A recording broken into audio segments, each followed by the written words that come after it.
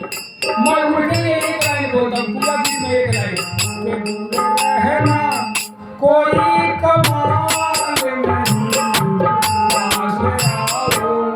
तो कोई बात नहीं, शर्माने से कुछ नहीं होता, शर्माने से कुछ नहीं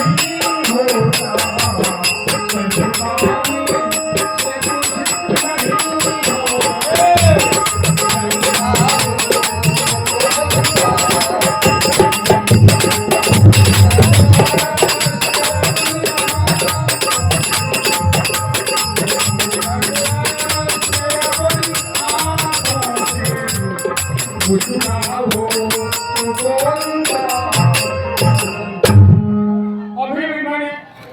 फिल्म नया रास्ता और गीत के बोल मोहम्मद रफी के और लिखा था राजेंद्र कृष्ण ने अभी अब मैं कहूँगा, अब मैं समय ज़्यादा नहीं लूँगा, मैंने पहले ही कहा।